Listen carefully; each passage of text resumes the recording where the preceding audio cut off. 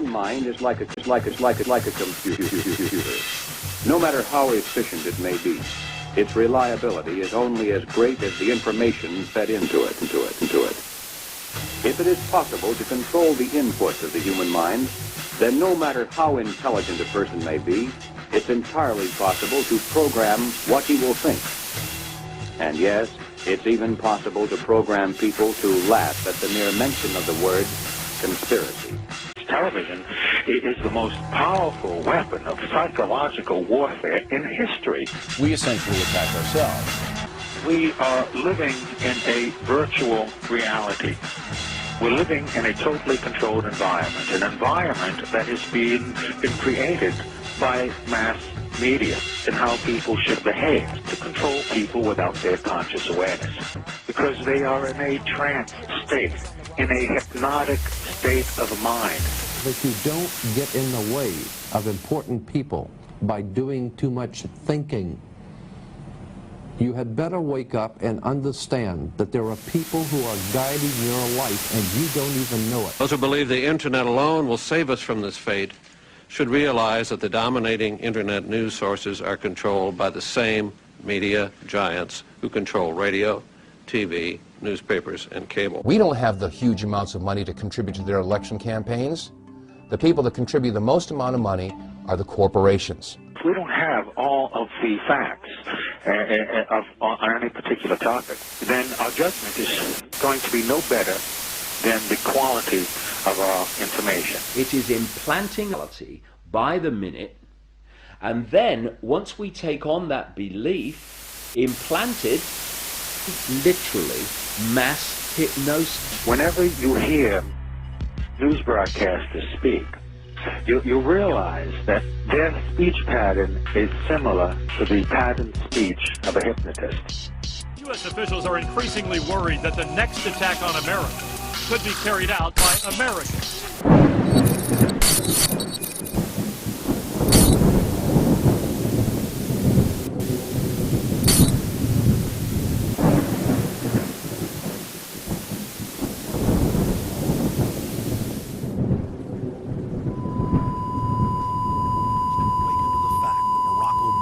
Cold-bloodedly betrayed the pledges he made to the American people. The establishment media and Democratic leaders have invoked the tactic of divide and conquer.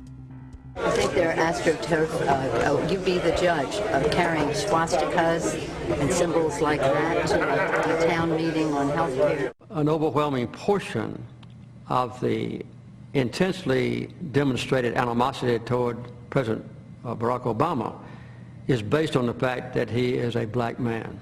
Desperate to ram their agenda through, they have played the race and class cards. You start to wonder whether, in fact, the word socialist is becoming a code word, whether or not socialist is becoming the new N-word. When I heard people going after the First Lady and the number of staff people they have, it sounds racist to me. It is essential that the establishment play the population off against each other, along the lines of Republican, Democrat, liberal, conservative, black and white. As long as the people are fighting with each other, they can never get together and remove the corporate dictatorship that has criminally seized power through the national security state. Just as George W. Bush betrayed his foolish followers, so must Obama, because his only allegiance is to his offshore masters. President Obama today nominated Ben Bernanke for a second four-year term as Federal Reserve Chairman. The president called his actions on the global financial crisis bold and out of the box. As an expert on the causes of the Great Depression, I'm sure Ben never imagined that he would be part of a team responsible for preventing another. But because of his background, his temperament, his courage, and his creativity, that's exactly what he has helped to achieve. And that is why I am reappointing him to another term as Chairman of the Federal Reserve. So Obama has made it quite clear by his actions, never mind his words, his actions, as to who owns him, who he works for, and who he serves, and it's not the American people. It is so obvious to anyone paying attention that the President of the United States is not the real person in control. Whether it is Gerald Ford or Jimmy Carter or Ronald Reagan or Clinton or Bush, Obama is no different, and to think that he is an independent figure is just crazy. And as Franklin Delano Roosevelt said, presidents are selected, they are not elected. Obama pledged that he would end NAFTA and GATT, and has since fought to expand both of them. Obama promised that he would have the most transparent administration ever, and he is already more secretive than Bush and Cheney ever were, even making it a secret who visits the White House. I can make a firm pledge. If your family earns less than $250,000 a year, if you make less than $250,000 a year, if you are a family making less than $250,000 a year, you will not see your taxes increased a single dime. You will not see your taxes go up. You will not see your taxes increase one single dime. Not your capital gains tax, not your payroll tax, not your income tax, no taxes. Not your income tax, not your payroll tax, not your capital gains taxes, not any of your taxes. Not your payroll tax, not your capital gains tax, not your income tax, no tax. Your taxes will not go up, because the last thing you need is higher taxes when we're in a recession like this, and you won't get one under an Obama administration. Obama made the centerpiece of his campaign the pledge that taxes would not be raised on anyone making under $125,000 a year. He has since gone back on that promise as well, and has proposed new taxes on payroll, energy, home mortgage deductions, and scores of other taxes. He made a pledge. He said, I'm not going to raise taxes on anyone making under $250,000. Is that pledge still active? We are going to let the process work its way through it. So it's not.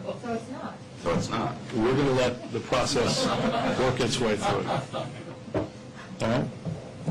The Senate is looking especially at this issue of capping the deductions for health care that employers and employees now get. That would be an tax increase for many families earning under $250,000, but the president said he was open to it, so that means that the tax pledge he made back in September is no longer operative? Obama said he was going to abolish the Patriot Act. He now vigorously defends it. We saw the same type of flip-flop when it came to warrantless wiretapping of the American people. Look what Obama's done with wiretapping, surveillance. He's brought it to heights even beyond what George Bush, the disgusting levels that he brought it to. So we have more surveillance. Now they're talking about, what is it called, Cybercom, the new Pentagon secret cyber society that's going to be watching over us. To get those terrorists, we got to get those terrorists. So now they'll be invading our privacy even more. So, I mean, it really almost makes you ask the question, would it have been better if we never invented the internet and had to use paper and pencil or whatever? Now Obama is setting up the Cybersecurity Command, which the government admits completely ends the Fourth Amendment and allows President Obama to shut off the internet in the United States whenever he wishes. Indeed, in today's world, acts of terror could come not only from a few extremists in suicide vests, but from a few keystrokes on the computer, a weapon of mass disruption. As part of the new single national security staff announced this week, I'm creating a new office here at the White House that will be led by the cybersecurity coordinator. This new control grid is administered by the Pentagon. They just want to keep tabs on us. So we're turning into a surveillance, wiretapped government state. The government is taking more and more control over our lives. I can stand here today as President of the United States and say without exception or equivocation that we do not torture. Obama made a show of investigating torture, but has ignored the Army's own detailed investigative reports, which name the torturers that the White House memos document were following the directives of Bush and Cheney, the men who are most guilty for issuing the infamous orders. Some low-level soldiers have been prosecuted for their role at Abu Ghraib, but no senior officer has been held accountable in any of these cases to date. Heidi? I know that these debates lead directly, in some cases, to a call for fuller accounting, perhaps through an independent commission. Now, I've opposed the creation of such a commission. Next, Obama expanded Bush's doctrine of indefinite detention of foreigners without trial to holding citizens without evidence indefinitely, without ever even committing a crime. President Obama today proposed something new, something called prolonged detention.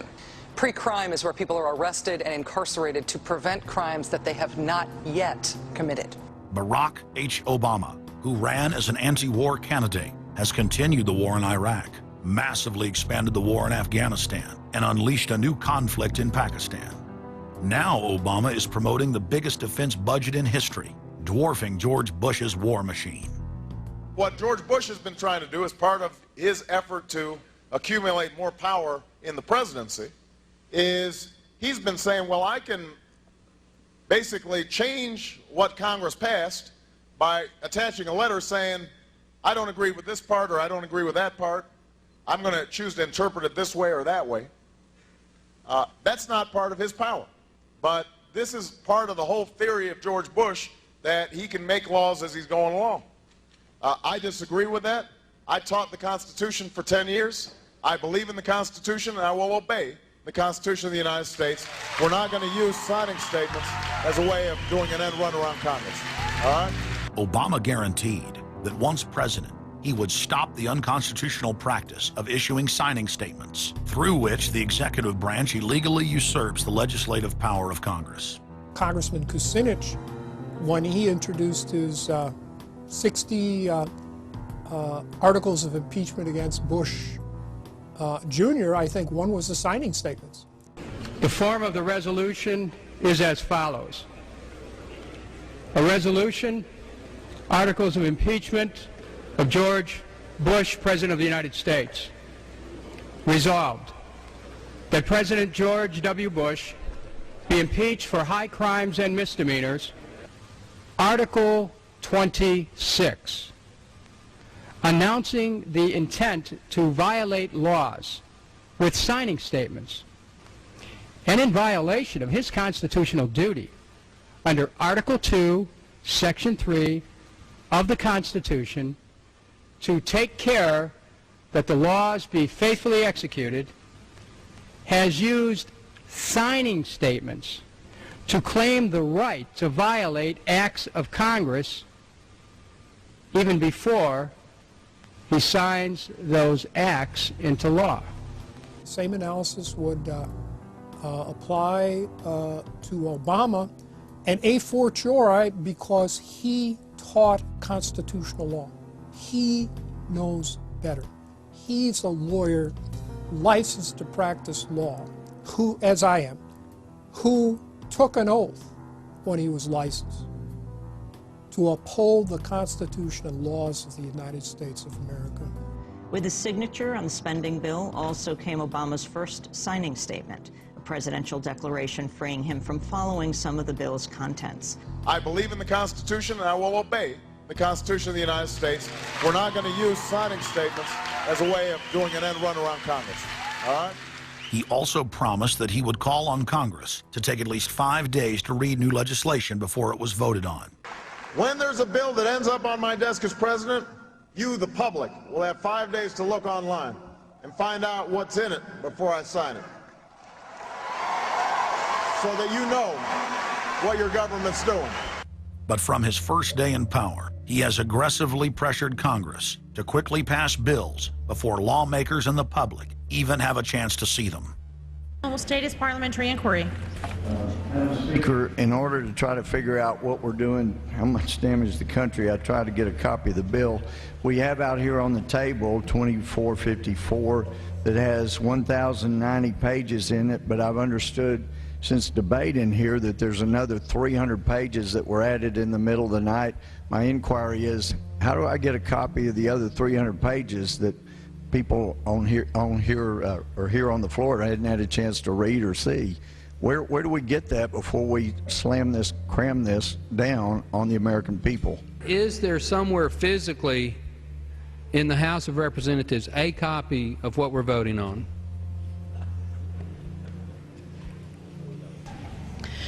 The gentleman has not stated a parliamentary inquiry that the chair can answer. Mr. Speaker, I have to say that I am outraged. Here we are getting ready to vote on a piece of legislation, and we haven't even seen 300 pieces of this legislation. No one can even find the bill or even knows where it's at.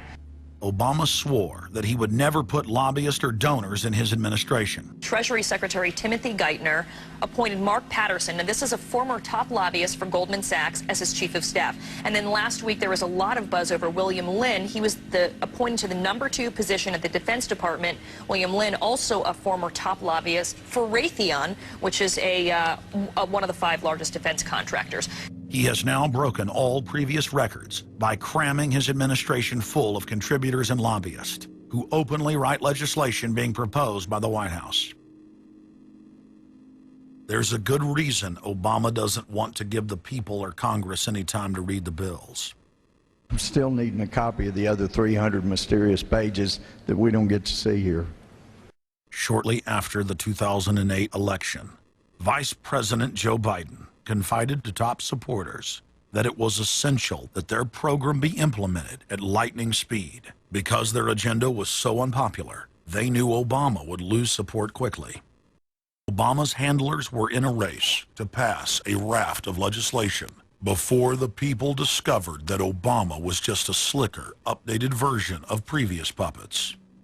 Obama is the New World Order's closer. It's his job to repackage and solidify the tyrannical policies of George W. Bush as progressive and trendy. So part of my job, I think, as president, is to make government cool again. Chris Hedges, author of Empire of Illusion, explained it succinctly. President Obama does one thing, and brand Obama gets you to believe another. This is the essence of successful advertising. You buy or do what the advertiser wants because of how they make you feel. Through Obama, the global establishment are now putting their entire program into high gear. Obama is attempting to dismantle the Second Amendment with more than a dozen victim disarmament bills now in Congress. The key is going to be, I think, for us to come together and say people do have an individual right, and there's nothing wrong with common sense gun laws. Hate crime and cyberbullying bills in the House and Senate would effectively criminalize free speech protected under the First Amendment. It is absolutely true that NAFTA was a mistake. A senior member of the Obama campaign called the Canadian government within the last month to say that when Senator Obama talks about opting out of the free trade deal, the Canadian government shouldn't worry. The operative said it's just campaign rhetoric and don't take it seriously. Campaign officials called the U.S. ambassador to Canada and say, don't worry, it's just campaign rhetoric about NAFTA. The Canadian government put out a statement indicating that this was just not true. So I don't know who the sources. It wasn't true. Amid all of the denials, sources at the highest level of the Canadian government who first confirmed that a call was made, late this afternoon reconfirmed that a call was made. President Obama is promoting the creation of a North American Union and is attempting to expand NAFTA and GATT. President Obama is pushing nation-ending blanket amnesty for more than 20 million foreign aliens living illegally inside the United States. He's also overseeing the hijacking of health care by the federal government, which will nationalize more than 20% of the U.S. economy. And you want us to believe that a government that can't even run a cash for clunkers program is going to run 1/7 of our U.S. economy. No, sir. No. Obama is continuing the transfer of national sovereignty to unelected international bodies like the United Nations and World Trade Organization. And most important of all, under the cover of banking reform, Obama wants to hand dictatorial power over the United States economy to an offshore private banking cartel known as the Bank of the World. Richard, what happened to all those threats from France's president about storming out and about having a global regulator who was going to reach across borders and be able to deal with markets no matter what country they were in? They have opened up the idea of there being some form of other regulator across countries, and I think that's going to come back. So is this some sort of a new world order, which Gordon Brown kind of alluded to? I think a new world order is emerging, and with it the foundations of a new and progressive era of international cooperation. The finance heads of the 20 industrialized nations met again in late September of 2009 at the G20 summit in Pittsburgh, Pennsylvania. At that meeting, ministers called for an end to the dollar as the world reserve currency. They also called for a strengthening of global governance and called for a new world order. While the bankers were busy carving up the world at the G20 summit, Barack Obama was in New York City at the United Nations because he's got a new job to chair the United Nations Security Council, the most powerful position in the world government body. President Obama does what no other U.S. president ever has. As President Obama presided over the UN's most powerful body, that would be the Security Council. 6,191st meeting of the Security Council. For a couple of hours, you could say Mr. Obama was president of the world. It is the story of a world that understands that no difference or division is worth destroying all that we have built. In my own country, it has brought Democrats and Republican leaders together. Leaders like George Shultz, Bill Perry, Henry Kissinger, and Sam Nunn, who are with us here today. Barack Obama is the first president to hold two posts simultaneously. And there's a good reason for that. It's illegal. Article 1, Section 9 of the Constitution forbids any U.S. president from serving any foreign government or institution. He swears an oath to protect and defend the Constitution of the United States. But now Barack Obama has sworn allegiance to the global government and the United Nations that he heads up. Let that sink in real good. Barack Obama now heads the United Nations Security Council. You cannot serve two masters, and Obama isn't. He's selling out the last vestiges of sovereignty that this country had. This, ladies and gentlemen, is the destruction of our nation, and it's also high treason. Obama's lies are obvious and out in the open. He hides in plain sight. And from the moment he took office, his lies have only increased, despite the fact that his ratings have dramatically dropped since Election Day, from the mid-80s to the low 40s. A large portion of Americans still gullibly hang on his every word. It is bringing entertainment to thousands of people.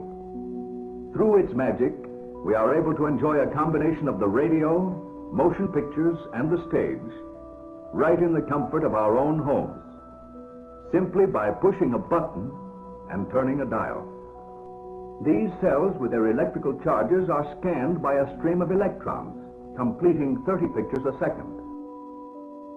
Compare that crude picture with these of today, and you can judge for yourself how far along the road to perfection television has traveled. Most people still today think that all entertainment to do with movies, drama, is therefore nothing more than their entertainment. It never ever was that case. Of course, television can't perform such miracles as this, yet. But perhaps there's no harm wishing that it could. The greatest social messages are promoted through movies and drama, high drama, through the fixation of emotive sequences, emotional sequences, not logical, factual sequences, but pushing points across in an emotional way which register and fix in the mind. So emotional content is very, very important, rather than going through an actual discussion or an argument using logic and facts. There's no debate. And when you're being downloaded through fiction, your guard is down, the censor part of your brain is not in action. It isn't saying, yes, I agree with this, I disagree with that, as you would in a debate or a lecture. You're actually in an alpha state, being completely downloaded with new ideas. Throughout history, social engineers have refined techniques designed to control large populations. About 100 years ago, this big organization with many branches, they wanted to rule the world basically using Britain as a nucleus of a system, an embryo, which also was going to be joined with the US under the Anglo-American establishment, wrote about the kind of culture and the changes of culture over a 100-year period that they would actually design, implement, and bring in. And H.G. Wells talked about it too. He talked about arenas.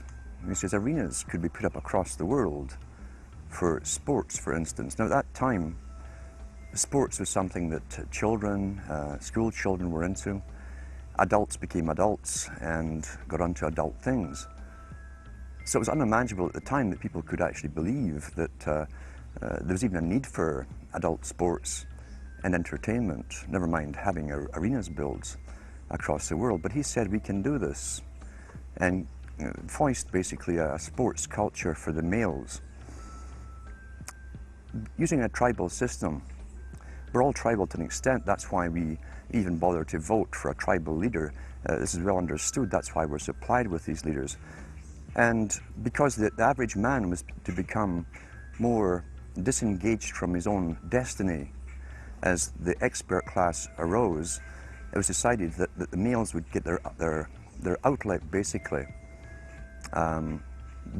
gradually becoming helpless as males through sports. Therefore, they'd have a tribal team they could identify with.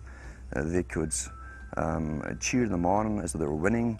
In their own personal lives, they were getting nowhere. They were getting disenfranchised, in a sense, as experts took over decision-making for them in all kinds of fields. So this was psychology at use, planned before they even implemented the sports.